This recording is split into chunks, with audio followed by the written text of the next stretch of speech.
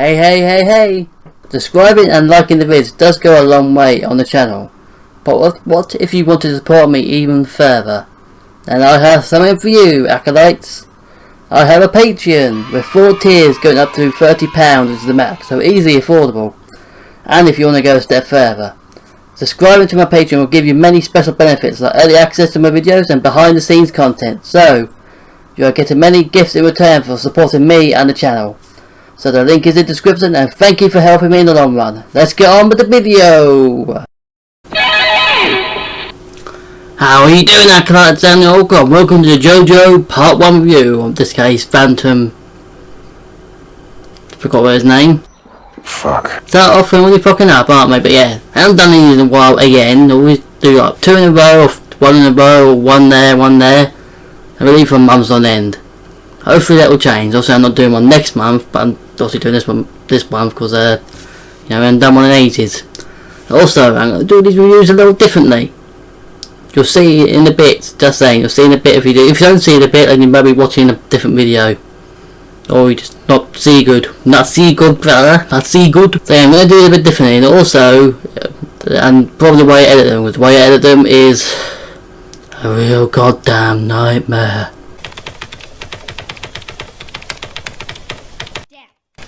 But yes, JoJo Part 1, JoJo is animated as a whole. Basically Part 1 itself is the only horror part of it. You'll see why. Really all the others are more action, well this has action in it, but this one's more horror. Bit odd, isn't it? But yeah, JoJo is a anime masterpiece, if you want to say it, but kind of like a popular around the world, as you know, like Attack on Titan. You know what, after this season, probably the movie that's coming, because I think there's loads more stuff left, you can't fit this into a season.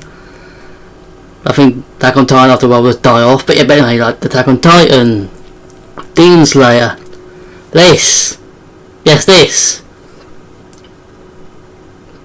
very popular at the moment. That's not a lie, that is very popular at the moment. I mean, it's kind of hot, so, yeah, I mean, what would it be? Yeah, you can get some of that, yeah, but yes, JoJo, it's, one of the most popular animes of time, probably the most influential animes of all time, and we'll get into that as well. So anyway, that's time to talking, let's get into it, shall we? Let's get into JoJo!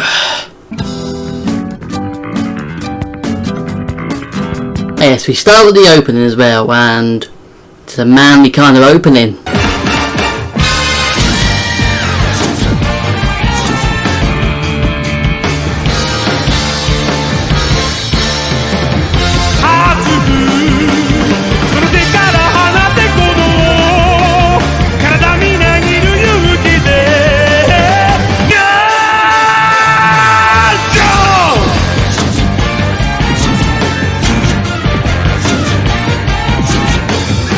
Oh yeah, gotta work out to that, I think, don't ya?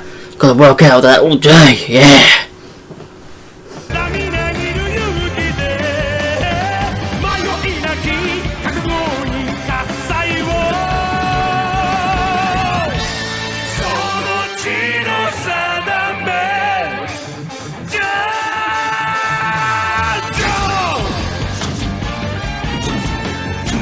So yes, this opening is obviously epic, as JoJo's most epic anime in the universe.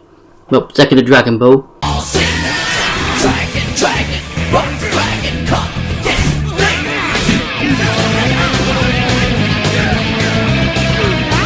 But you probably noticed this. It does show all future JoJo incarnations in the beginning, starting with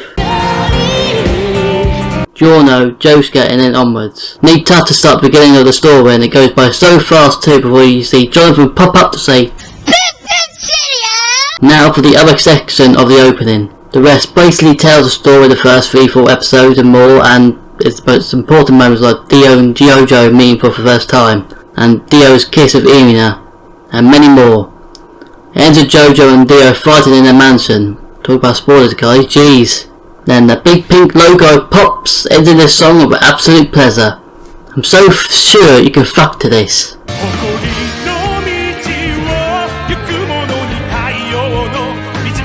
The animation of this OP and how it's made is gorgeous too. Like, it mixes 3D with stylized animation and some scenes from the anime to make some fantastic editing and visualization. Probably one of the best, well crafted and unique anime openings an anime has had. Definitely one to remember. Well, that's the opening. Let's see what the story is about, shall we? It all starts long ago in the distant, it's the Victorian age to you Zoomers, if you didn't know. Feast your eyes on that wreck, would ya?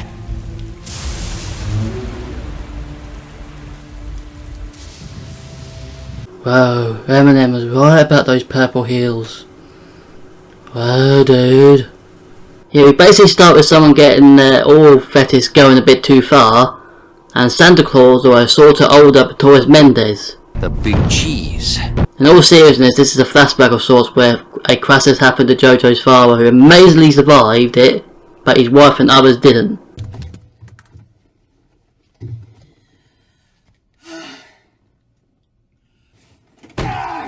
He wakes up and sees Dario robbing him and thinks he's trying to help him and not grab his sus looking mask.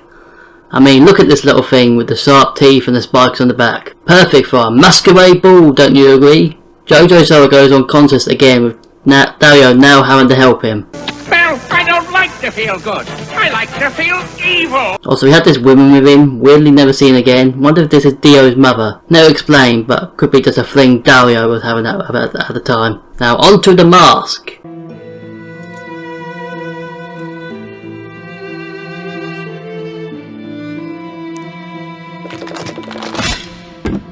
This secret is mine alone. Yes, that's just looking white mask Joe's father had on him and still has at the beginning mostly. Not explaining the powers yet, that will have to wait. Its origins actually don't show here in the anime, but in the manga links it back to the ancient Aztecs and was used as a sacrificial weapon. That's just a normal Monday for them. And that's where we'll end the mask now and come back to that sussy little thing later on. Now it's just a story piece. Oh yeah, did we mention this was also the Victorian times? There's a good boy. Father, I'm off! Then fare thee well, Jojo. Let's go, Danny. Jojo, don't go far out. Okay, he's going far out. You know, Jojo, you don't know we live in perilous times. We got diseases running about, we got serial killers probably running about, we got all sorts running about. We were losing in goddamn South Africa at the times. Jojo, really listen to me. Victorian times, these are bad times. Just think about it. I know you're a very naive boy, but think about it. I'll just go in, look after the black housemaid and slap her around a bit. That's the story of what we can say of it, as the anime name suggests, as it gets more bizarre from here, like legit crazy. Especially in the late episodes of this season. Now let's get into our cast of bizarre, shall we? Before we get into the characters like separately, the characters as a whole are like, except for the women, are the most beefiest, muscly characters you ever seen. They even make Vince McMahon squirrel in these jeans.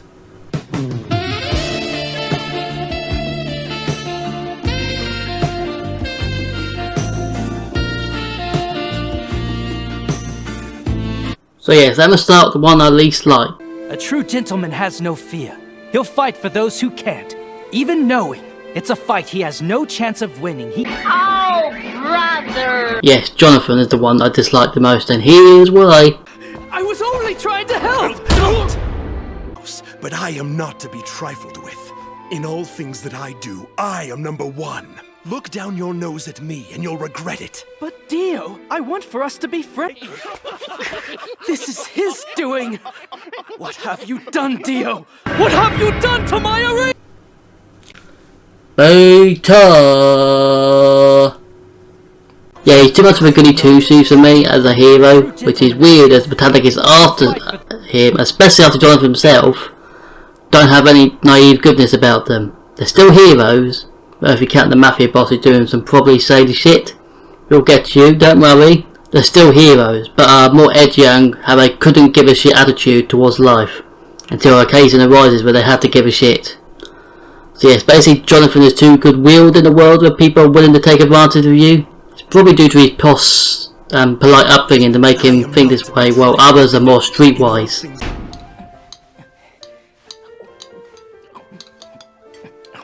I mean, Jolene legit gets sent to prison and learns there. A prime example of his childhood with Dio, where Dio is going behind his back making everyone hate him, and Jonathan not realising what's happening. Dio Brando!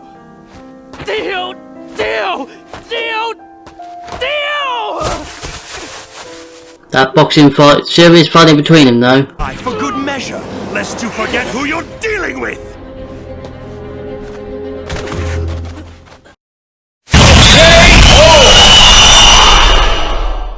He only realises what Dio is doing when he gets in between him and Irina. That bit will have to come later though, but when he's fully grown up he does find out Dio is poisoning his father. Without any evidence, mind you. Symptoms as follows, blow for blow. No way is this mere coincidence. Dio! What are you trying to say, JoJo? Oh yeah, it's all coming together. And that brings us on to our next example of his shining white hero heroism. Is where he literally goes out onto the streets of London at night, in the Victorian times, mind you. I also like to live dangerously. And comes across thugs, one of them being Speedwagon, and fights them.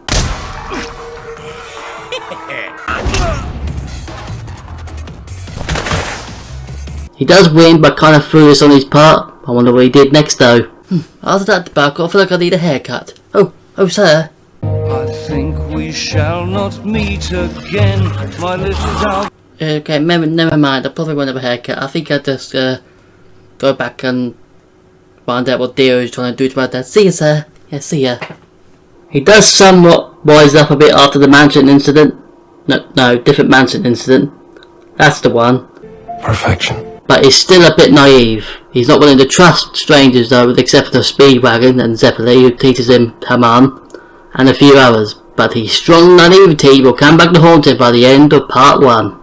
That's a surprise tool that can help us later. Now we get on to our main villain of the story. He's probably one of the best well-known villains from the show and anime in general.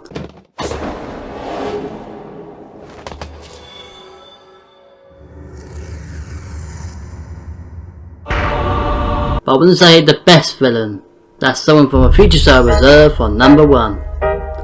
I would say Dio is number 2 on the villains list, because Dio is just being evil for the sake of being evil. How dare you! So this is the brat I must usurp. Wears his heart on his sleeve. He's quick to anger. This pampered fool is no match for the likes of Dio Brando. You are a thief of joy. Literally no reason for him to go after the Joestar family. I saw a funny meme about why ages ago. It's something else than the family entirely. But does that make him a bad villain? Absolutely fucking not. Dio as a villain is awesome. He does some heinous shit as a child and when growing up. He knows better than to nip at strangers.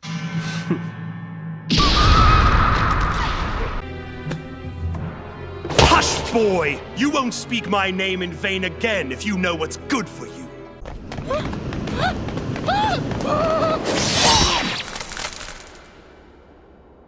He's an asshole. It's almost like he wanted to get Micah, Joffrey and him to form a most punchable villain band. The Punchies with their new album, Cry Harder, coming soon. Shut up and take my money. Dio in the first episode alone kicks a dog and later kills that dog by putting it in the boiler.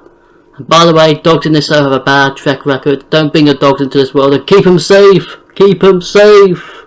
I fear no man, but that thing,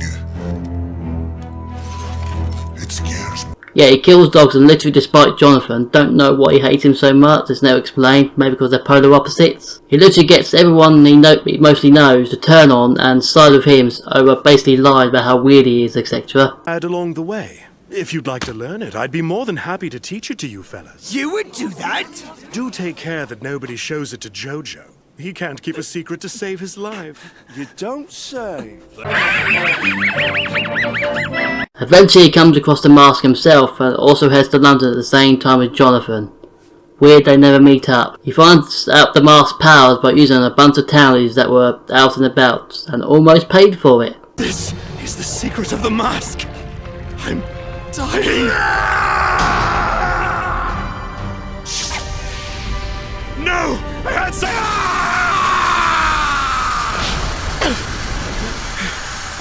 I'm free! I'm free! He does probably one of the most despicable acts and literally murders JoJo's father, which in turn, and this is where the bizarre in the title becomes a vampire. I should thank you for the source of my newfound power, your father's blood, and the ancient mask! I have several questions. Yeah, it's out of nowhere, and this point forward he just becomes "I want to rule the world" villain, and goes out seeking minions to follow him, but also turning them into vampires. But what he does to these cops are straight up brutal.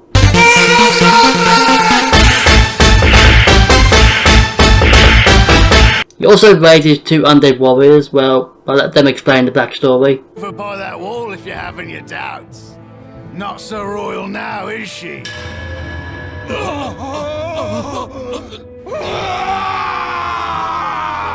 Elizabeth, you serpent! You played us false and murdered Mary anywhere! Yeah, I don't remember them being in Elizabethan movies, and I don't think Mary should have been beheaded, but that's personal biases there. Also, one just wants a warrior's death, while the other's a huge dick.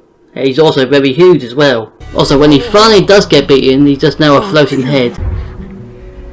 Where did they and picked up weirdly by the dude who sold him poison, having completely turned. One hop away from being a so that's Dio done with. He definitely won't ever be coming back and probably is gone forever. Got here. You learn to spot lowlights pretty quick if you want to see tomorrow. I've trained my nose to sort out the bad ones from the good just from a sniff. Yes, Speedwagon is like that best friend character that shouts out advice to help. Tell me I'm dreaming! That big one broke the boulder with a single finger! You know what he sounds like? The 2 trap cards that Dr. Crowler had on the field were called Statue of the Wicked. It's a special trap that creates a... Crossing his arms, he can mount an attack while still keeping his guard up for protection! He means that Wingman's attack points are no match for his Golem's 3000. Shame too. Wait! That's good! He circled around to the right! Dio is blind on that side! Huh? Yeah, he sounds like Sebastian almost from GX. They're both there to help the main character revise, but unlike Sebastian, Speedwagon actually had a good character arc. And didn't completely disappear from the show, but each season passed. It's hilarious how he and JoJo became friends though. He literally tried to rob and kill him as he looked rich. Oh, it was gorgeousness and gorgeosity made flesh. JoJo, because he liked him so much, invited him back for home for whatever reason. This is probably his first thoughts. Nice place, nigga.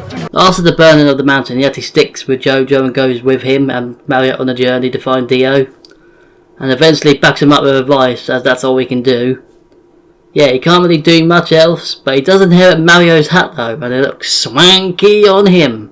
This is where we end Speedwagon for now. Don't think this guy will be running a business or something to help the Joestars in the future or anything. You agree? Ah, Signore Joestar. And the lass at your side is Signorina Pendleton. So I'm gonna pay you $100 to fuck off. Yeah, he's the mentor character, and as of all mentors, destined to die. With the exception of Master Roshi. I mean, he has died, but that's when it blew up the planet along with anyone else. I'm amazed how that's the only mentor character he didn't die. Also surprised he hasn't been Me Too'd yet either. So JoJo meets Mario just rambling on the road with Irina. That's the most detailed example of stranger danger ever. You survived against the mask.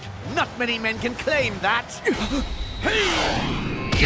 What the fuck? Meet a crazy lunatic with a hat. So Jonathan learns the power of Haman from Mario himself by training on a frog. Don't do it!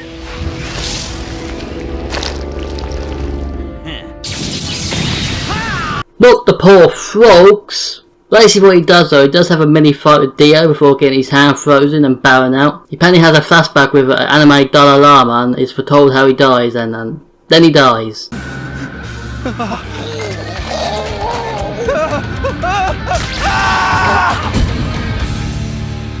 Literally gets Darth Mauled, and unlike Darth Maul, Mario ain't coming back, sweetheart. He also entrusts his hat to Speedwagon, and I said before, he pulls it off. Don't think this is the kind of guy to have a kid lying about somewhere, is he? crossing if he did.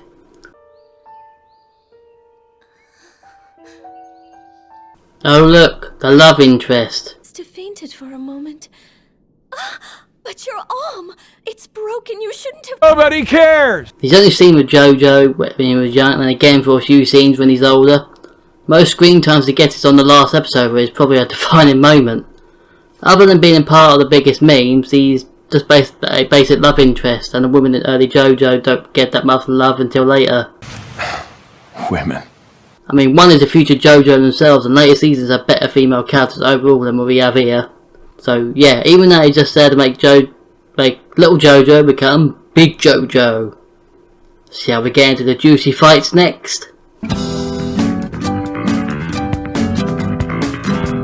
Yeah, the action is stupidly good at this. All the punching and swordplay you can need. No wait, not that swordplay. But as a shonen, it needs to have those juicy good fights. Weirdly, Nagatoro counts as a shonen too. Intriguing. But overall, the action in this is amazing, and again shows off the overbearing muscles everyone has. Surprising all Greece isn't involved in any of this. Now on to our first power, the mask itself, and it grants you the ability to transform you into a vampire. I don't need it. I don't need it. I don't need it. I don't need it. I need it! First you need to put it on and have someone's blood on it to do the work. Definitely Aztec in nature, I see. I love a little bit of spilling blood. Castle Friday for them. It's not a one and done thing either. You can put it on someone else, as Dio did with himself after that dude he accidentally turned, almost killed him. Okay, next please. At that moment though, all we know is a mask, and definitely doesn't belong to a group of villains at all. Now for our main hero's power. Yes, it's called Hamon. That was Sendo you saw. Wait, Sendo? It's ripple energy created by Hamon. That's shocking. Again used by the good side of the Aztecs, and I'm amazed they was in the good side of them. Apparently it uses the power of the sun to circulate through your blood and release electric type powers.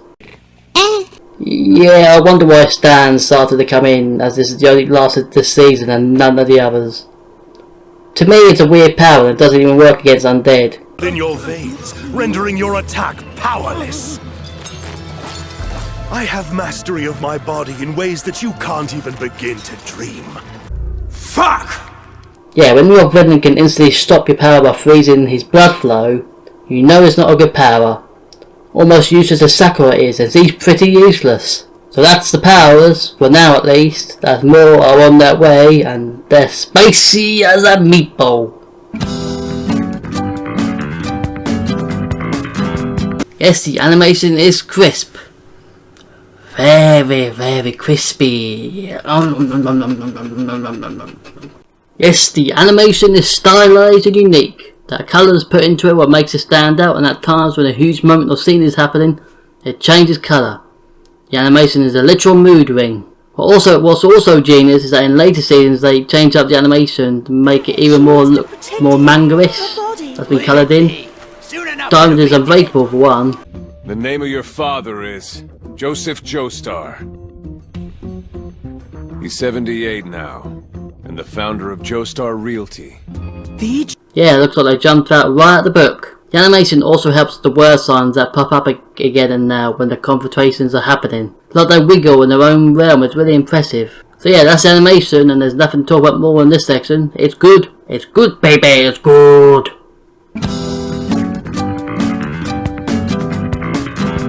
Yeah, we have multiple climaxes here in the span of only 9 episodes. Still is not as outrageous as what happened in High School DxD Season 2 though. No way, that's really impressive, Asya. Good for you, lady. You should be proud of yourself. A few moments later.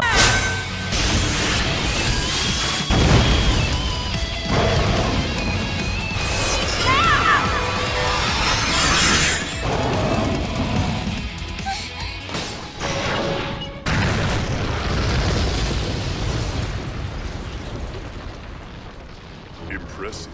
Look how much stronger you've become now that you've had a little red dragon emperor inside you. Sexy. And fascinating. Yeah, they were just chilling, and then Cerberus and the Fallen Angel wrecked their shit harder than an on-Steam mode Dio boss fight.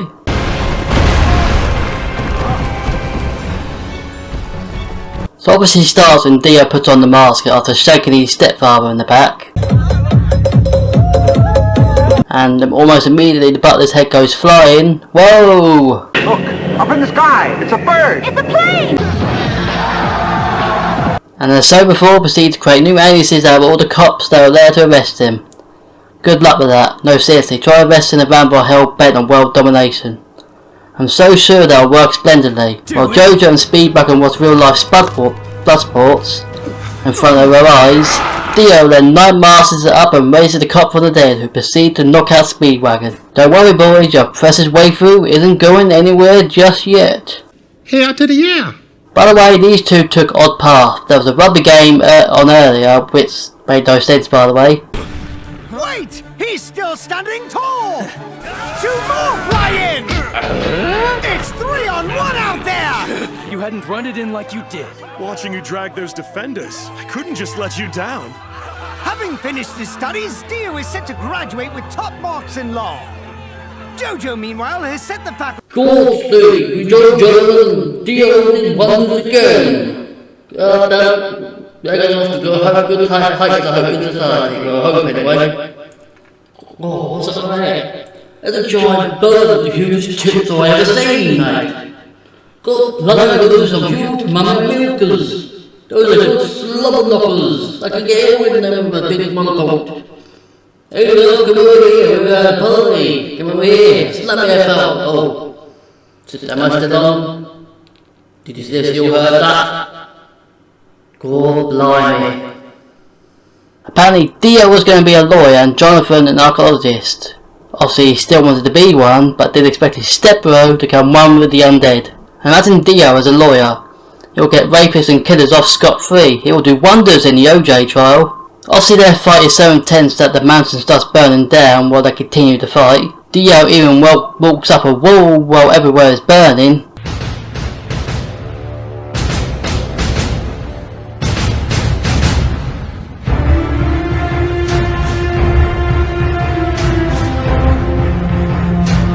They barely survive with their first major fight as Dio falls into the fire, but barely escapes as he's a vampire and fire is no likey to them. With Jonathan presumably died there while he suffers major injuries. He managed to get Nurse back to health by healing her and them to eventually get together whilst Dio recovers his powers. But this isn't the only climax that gets more tense from here, and with some background characters getting in the way. Annoying bastards are only there to get killed!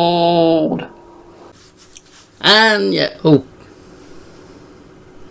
So a menacing is going on. I have to go and investigate it. See you soon.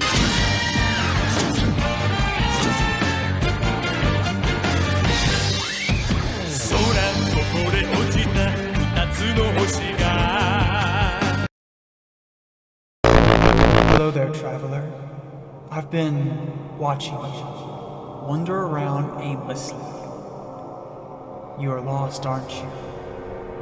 Yes, I can see that. Let me help you find your way again by smashing the like on Oracle's video, and then also subscribing to my channel as well, DX Army. Thank you guys very much. I will be on my way now.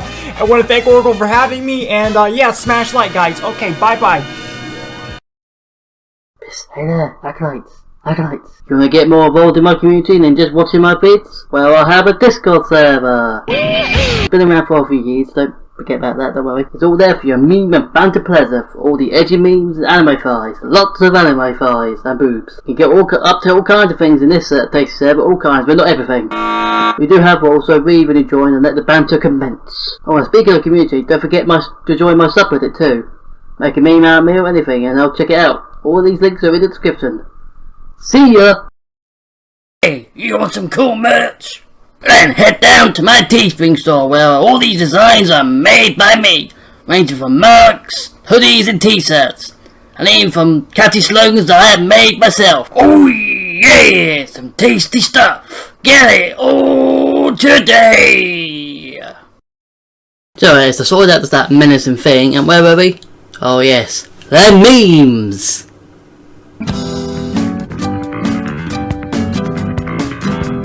Ah yes, the memes. A prime example of why it makes the show even better. Yes, the memes from this show ran rampant for ages due to their length and what you can do with them. Also, don't forget, these are only part 1 memes. There's plenty of more to come for this show, so thanks JoJo for stirring the hot pot, man. So let's get into what the memes are. Kissed yet? I'll take that as a no. You thought your first kiss would be JoJo, but it was I, Dio! Yes, it's one of Dio's most famous moments that also involved Irina, but nobody cares about Irina. Go away, Sue, Sue, Sue. But imagine you were expecting someone, only for Dio to come out and say it was him. Let's see who they are. The first one is Sam Farron's foreman. And this is... このディオだ! 君、もうジョジョとキスはしたのかい？まだだよな。初めての相手はジョジョではない。このディオだ! 何? This also comes from him kissing Irina too, with no consent by the way. So, what if he went to the bank to get some money and the ATM pops out? But it was I, Dio! Yeah, basically what this meme is, and can be used for other things like joint memes, etc. But it was I! Nobody expects the Spanish Inquisition! There's 2 things you didn't expect. Now for probably one of the most infamous memes, but yet, yes, the to be continued, which is probably unintentional on the animator's part, but the way it ends the episode is super awkward and hilarious. When I first watched this show a few years back, I didn't actually know it came from the show at all. I was surprised, but a reaction channel called Semblance of Sanity probably put it best.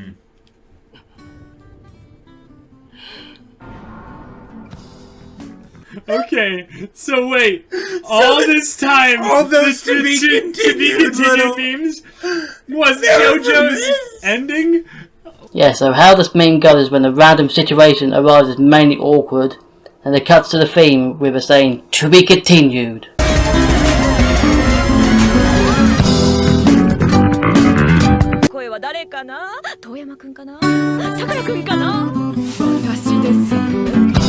And yes, I even used it myself before. Presentable for Lord Barkis.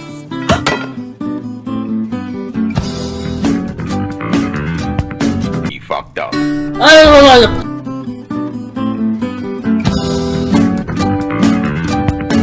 And it's been so many memes still going to this day as JoJo is still going.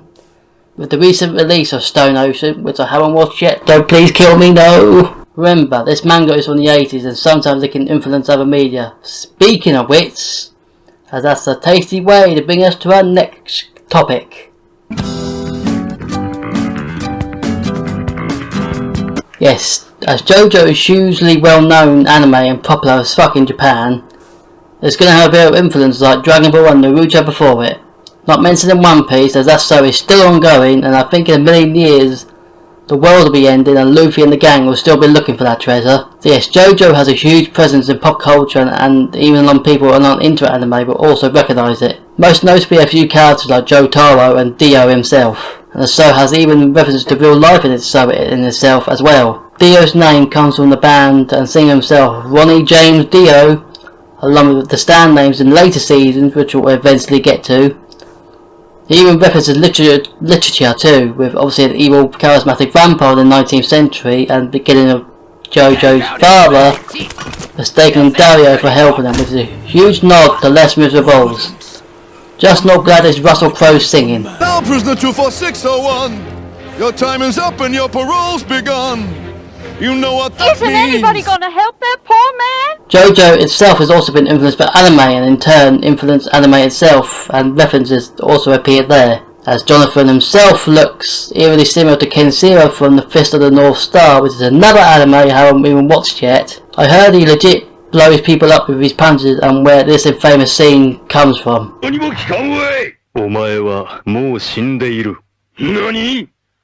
Nani indeed. Many other animes have also referenced JoJo, for example, No Game, No Life,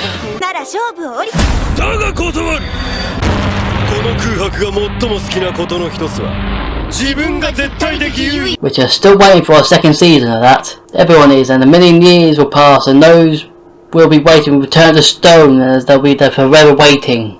Anyway, here's the anime that I've subtly referenced JoJo, or straight up mentioned it.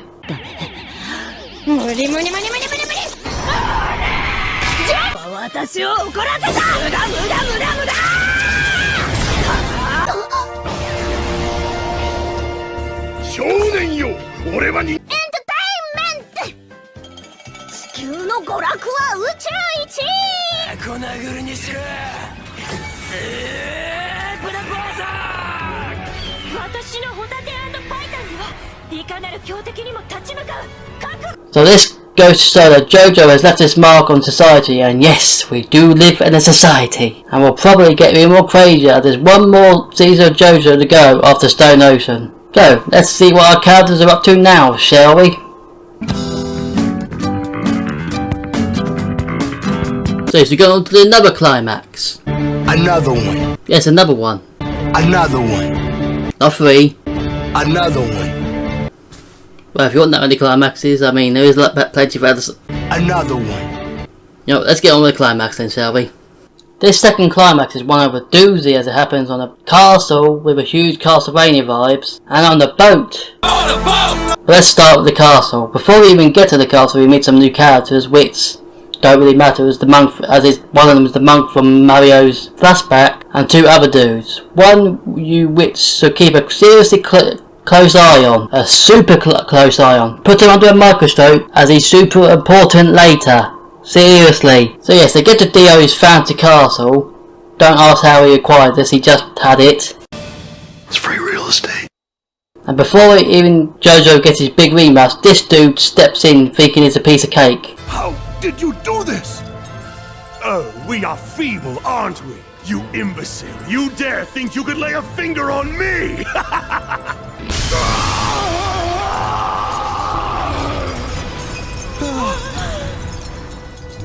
No. Anyway. Yeah, he was there just to be cannon fodder, and gladly no one else steps in and just deal with Dio's zombies. So Jonathan and Dio proceed to have a pretty nice fight. What he's doing?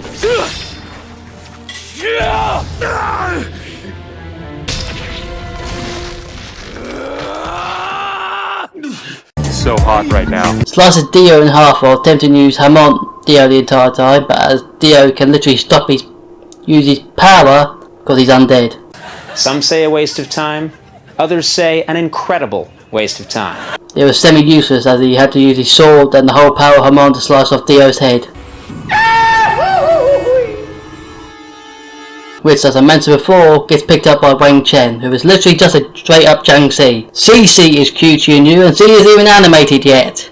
And so Dio is definitely, without doubt, with almost a certainty, beaten and definitely gone forever. Eventually, after the event, Irina and Jonathan get married. Him and Speedwagon go their separate ways while destroying the mask. Good luck, that'll do, I say. Good luck. They wave goodbye to Jonathan and Irina as they go on a cruise for their new home, where everything is happy and not about my body. Yes, Dio is still alive, and now he's only a talking head without a body. And still with Wang Chen, he literally just bought poison from this dude, and now they're like the best of friends. Wang is obviously told to start some chaos, and affects one person, which makes the whole ship infected with zombies. Sounds like a good movie premise. Alone at sea, no one can hear your screams. The dead will rise to steer your journey into everlasting hell.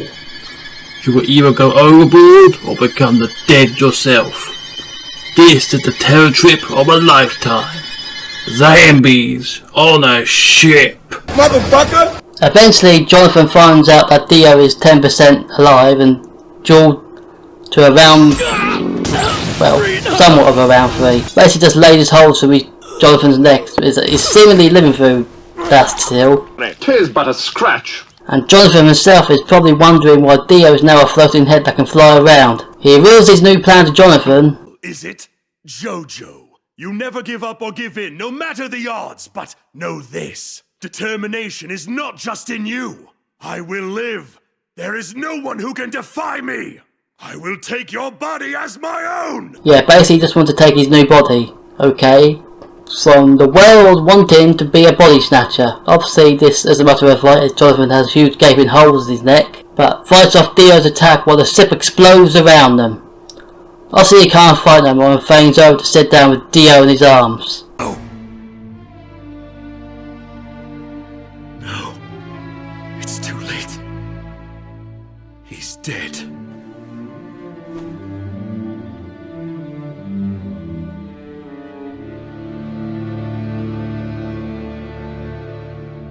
Yeah, when I first watched this, I didn't know Jonathan was going to die. But again, then I started going to myself, there's probably over 100 years this show takes place, and I don't think Jonathan himself will last 100 years. He might get turned into a vampire, I don't know. But yeah, that actually surprised me at first, before I knew there was other characters come. But yeah, at first that gave me a shocking starlation. But yeah, again, these characters were going to be an archaeologist and a lawyer, and they came down this road. Weird events, huh? Yeah, after that shocking moment, Jonathan tells Ian to escape with this random child he found, and remember the child? Very, very important for part 2. She escapes in Dio's coffin, where she'll get rescued. And Dio is definitely dead forever this time. No backsies. This is impressive to end to part 1, with a main protagonist died and all hell breaking loose.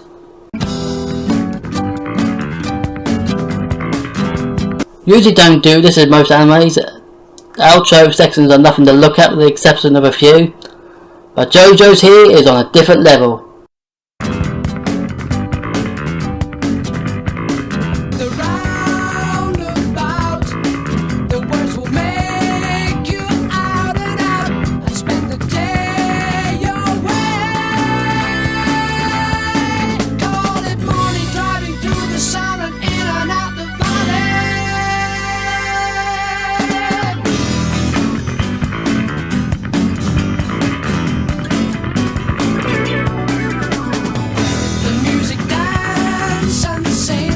It only gets better from here. Stardust's outro is literally walking like in the hips and tasty 80s songs or a tasty 70s and 80s inspired anime. So yes, that closes the JoJo review, and you can see how different it was, hopefully. See how this edits out. If this turns out way more than the actual reviews does, I might do it more. We'll see, because I haven't had for the edited yet, so yeah. So JoJo as a review, as overall as an anime, is probably the best of all time. I give it 10 out of 10 Dios. Good old Dios. Don't know what the icon review next time, next time, but probably like 10 out of 10. I don't know, but yeah. So JoJo is a good review, and I'll do in part 1. Can't do JoJo Bizarre Adventure Full Season 1 here, because that's a whole different bunch of characters there to compare to first season, so we're doing part 2 in the future.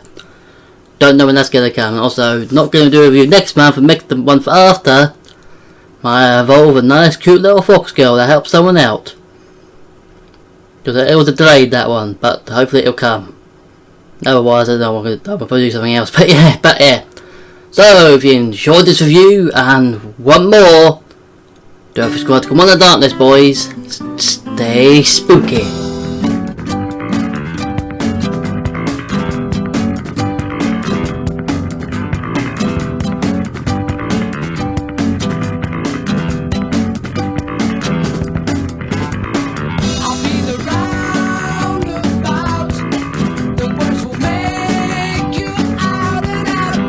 You want some cool merch? Then head down to my Teespring store, where all these designs are made by me, ranging from mugs, hoodies and t-shirts, and even from catchy slogans that I have made myself. Oh yeah, some tasty stuff. Get it all today.